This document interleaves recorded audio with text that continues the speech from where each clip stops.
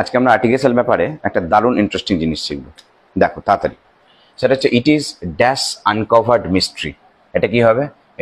এটা হবে, আমরা জানি যে এটা অ্যান হবে। কেন? ইট ইজ অ্যান আনকভার্ড মিস্ট্রি। কেন? কারণ ইউটা হচ্ছে ভাওয়েল, ব্যাস তাই এখানে অ্যান হলো। সবাই জানি এটা হচ্ছে VOWEL ভাওয়েল।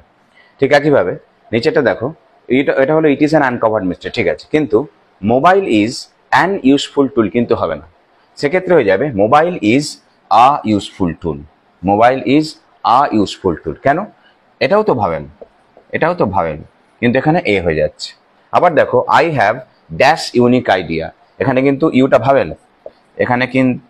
ইউটা ভাবেল, তাও কিন্তু এখানে অ্যান হবে না, এখানে হয়ে যাবে I have a unique idea.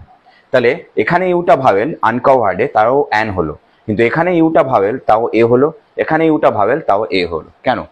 আচ্ছা, আবার দেখো, Kolkata is an old city. ওটা কিন্তু ভাবেল, তাই না? Kolkata is an old city, তাই অ্যান হলো, ঠিক আছে, সবাই জানি। কিন্তু হি ফাউন্ড, এক্ষেত্রে কিন্তু আর অ্যান হবে না, এক্ষেত্রে হয়ে যাবে এ। তাহলে he found a 1 rupee note, এখানে ওটাও কিন্তু ভাবেল। তাহলে এখানে ওল্ডের ক্ষেত্রে ও ভাবেল কিন্তু অ্যান হলো, কিন্তু এখানে 1 এর ক্ষেত্রে ও ভাবেল কিন্তু এ হলো। কেন?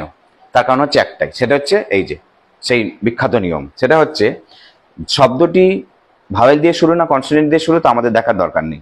যদি শব্দটির প্রথম অক্ষরের উচ্চারণ ইউ বা ওয়া, এদিকে খেয়াল করো, যদি শব্দটির প্রথম অক্ষরের উচ্চারণটা ইউ বা ওয়া এরকম হয়, তাহলে সেখানে এ হবে, ব্যাস, এটাই হচ্ছে ফান্ডা।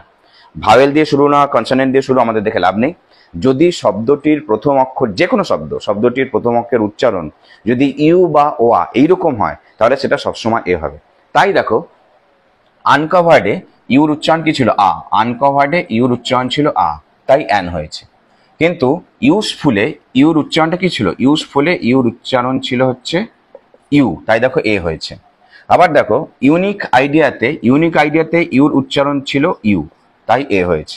ঠিক তেমনি ওল্ড সিটিতে ও এর উচ্চারণ কি ছিল? ও এর উচ্চারণ ওই ছিল, তাই সেখানে অ্যান হয়েছিল। কিন্তু 1 রুপি নোটে ও এর উচ্চারণ কি ছিল? ওয়া, তাই দেখো সেখানে এ হয়েছে।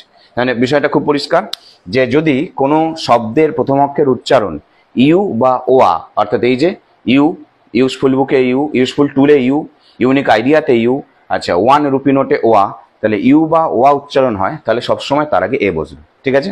এবার আজকে কমেন্টে বলবে যে এই যে সেন্টেন্সটা, এটা আমি উচ্চারণটা বলবো না, এই উচ্চারণটার উপরই আসল উত্তর। আমি একটু টিপস দিয়ে দিলাম, এই যে এই শব্দটার উচ্চারণের উপরই আসল অ্যান্সারটা। তাহলে এই যে সেন্টেন্সটা আছে, এই সেন্টেন্সটার এখানে এ বসবে না অ্যান বসবে? আমরা এটুকু বুঝতে পারছি যে শব্দটা ইউ দিয়ে শুরু, কিন্তু এখানে এ বসবে না অ্যান বসবে, সেটা তোমাদের হোমওয়ার্ক, সেটা তোমরা কমেন্টে জানাবে, আমি পরে উত্তরটা জানিয়ে দেবো। থ্যাংক ইউ, আবার পরের ভিডিওতে দেখা হবে।